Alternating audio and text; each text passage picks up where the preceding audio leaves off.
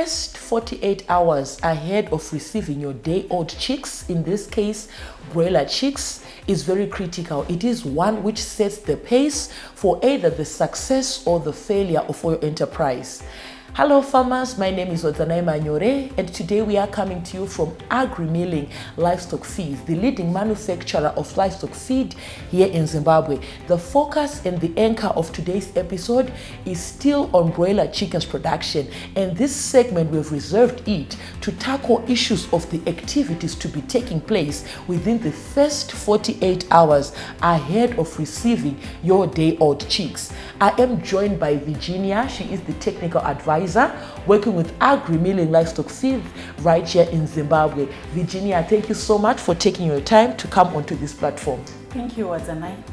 As I have alluded to earlier on, the first 48 hours ahead of receiving your batch of day-old chicks is very critical.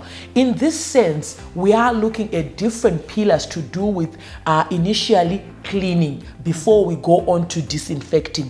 I want us to separate the cleaning activities from the disinfecting activities. When we are saying you are going to be cleaning or preparing a poultry house ahead of receiving your chicks, what will be taking place, the equipment you will be using, and the activities generally, what would you expect a farmer to be doing, one who is expecting their day-old broiler chicks? Okay, when we are talking of cleaning a poultry house, we are looking at removing all the equipment from previous batch, all the manure, and then place the manure 500 meters away from your poultry house. We are looking of removing all the webs, removing all the curtains and cleaning them. That's what we are talking of.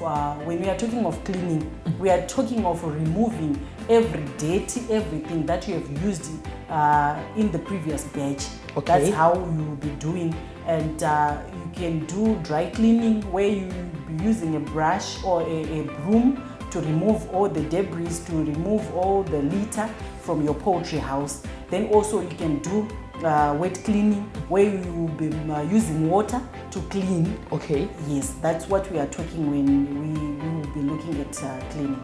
Thank you so much, Virginia, for that. I wanted us to deliberately separate cleaning from disinfecting. In as much as disinfection is a process where you are also cleaning, yes, now it involves chemicals. When we are looking at the activities, the tools, equipment, and even the chemicals that you might want to recommend to our Zimbabwe poultry producers or those who are looking to invest in broiler chickens production, what are those? Okay, now when we are talking of disinfection, it now includes the chemicals that we are talking about. We are talking about our carrot dip. We are talking about our pino.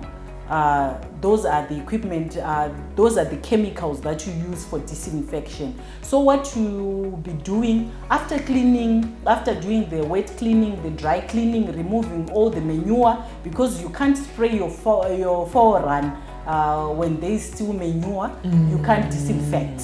So what you will be doing is now when we are disinfecting, we are now killing the pathogens, those disease causing organisms, right, that we don't see with our naked eyes. Yes, so you will be using your pressure pumps, pressure sprays, you will be using your knapsack sprays. You can use even a bucket of water, then you can sprinkle the water around your poultry house. Then you leave the disinfection. You don't sweep it out, you leave it to dry in the poultry house. Thank you so much, Virginia, for that. After disinfecting and leaving the chemical to dry, I want us to touch on the bedding, the types of bedding that you might want to recommend, and the importance of having the correct bedding. I know when we speak of bedding, people are looking to cut corners or save money. Zvimwe zvatinoona zvichiitwa sebedding might not be appropriate when it comes to rearing your chickens. Looking at the types of bedding, the importance of having bedding, what are we looking at? Okay, bedding, you need to use the right bedding. Okay. A lot of farmers, they want to save or they want to cut corners using things like sawdust, which is cheaper maybe 3 times cheaper to the actual bedding that we will be looking at.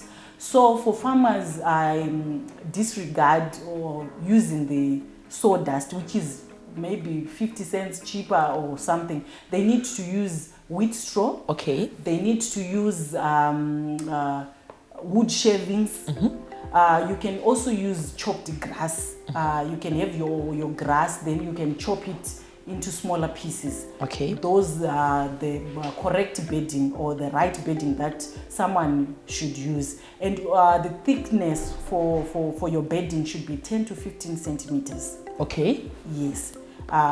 This will help your insulation. Okay. You'll be protecting your beds from the cold from the direct contact with floor. Okay. Yes. And also for heat retention. Okay. Yes, that's this is why we recommend to use 10 to 15 centimeters depth of. I want us to touch on now the accessories and the equipment in the house, in the poultry house, the feeders and the drinkers. When we are talking about the feeders and the drinkers, how many are we looking at roughly, approximately, per unit area? And why is it important for a farmer to have enough feeders, enough drinkers? What are they? Would you want to highlight those that are appropriate, either from the initial stages of having your chickens, at what age? Which ones would you recommend for anyone looking to invest in the business? Okay, for feeders and drinkers, we have feeders for chicks that you use from day 0 to day 7. Okay. Which we are talking of chick trays, we are talking of hinged feeders, we are talking of chick phones. That's the equipment that you use from day 0 to day 7.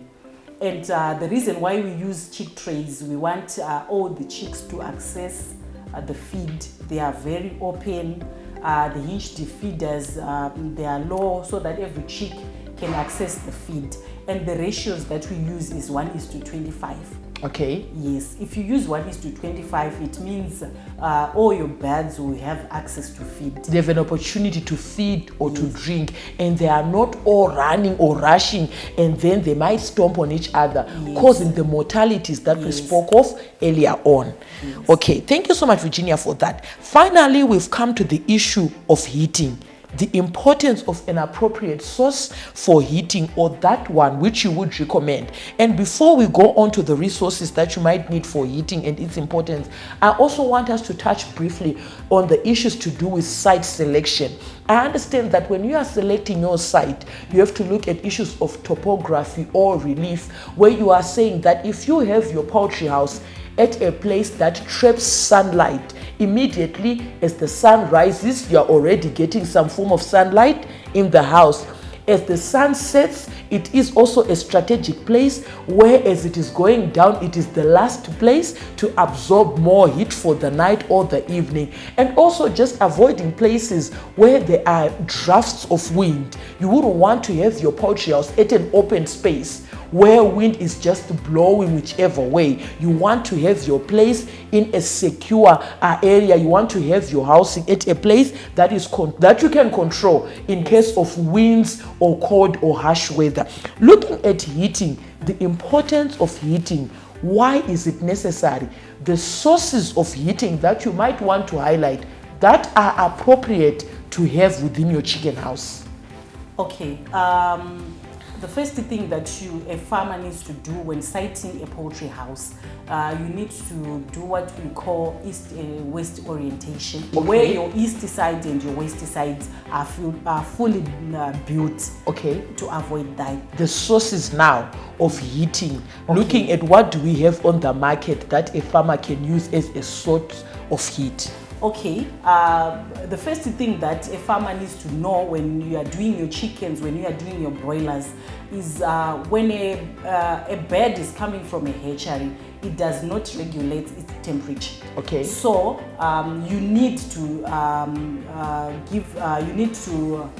give temperature or to your birds so that they will concentrate in eating than to supplement the heat for themselves. So we have got things that we have got some sources of heat that we have which are available in the market. We have got your charcoal, which you need to monitor properly so that you cannot burn out your fire run. I have seen a lot of people, you can have those accidents where one can burn everything. Your one hot charcoal can fall on the wheat straw and then burns the entire house. Okay. And also we need to look at the carbon monoxide. So you need to balance your ventilation and your heat, so that you don't kill your birds because of carbon monoxide, of poor oxygen in your fire run. Then you can also use heat using gas brooders. One needs to know the type of or the size of the brooder that they have. We have got 50 size brooders, we have got 100 size, so you need to know the right size of brooder that you are having against the number of chicks that you have. And also we can use infrared lights, and also the ratio is 1:50, but the main thing that one needs to check is your chick behavior. Besides checking, besides knowing the number of infrareds that you have, the number of the size of the gas brooder that you have, the number of mbauras that you have, you all need to check the chick behavior. Thank you so much, Virginia, for today's edition where we're looking at cleaning, disinfecting, the type of bedding and the importance of bedding, feeders and drinkers, as well as the source of your heat and its importance. Why is it important to invest in resources to do with heating? And also site selection, the importance of choosing or the requisites of what you need to take cognizance of when you are choosing a site. It was a pleasure having you with us today. Thank you. There you had it, viewers, from Agri Milling, where you can get your technical support. We have Virginia here, your equipment, tools, accessories, a range of livestock feed. But in this case, we're looking at broiler chickens production from day old up to the point where you're sending them off to the market. Get all your livestock feed, technical support, advice from Agri Milling Livestock Feeds, the ultimate quality feed. Here is an opportunity to keep up to date with what is happening within the livestock industry of Zimbabwe. Make sure you are subscribing to this channel, Agri Milling Stockfish channel.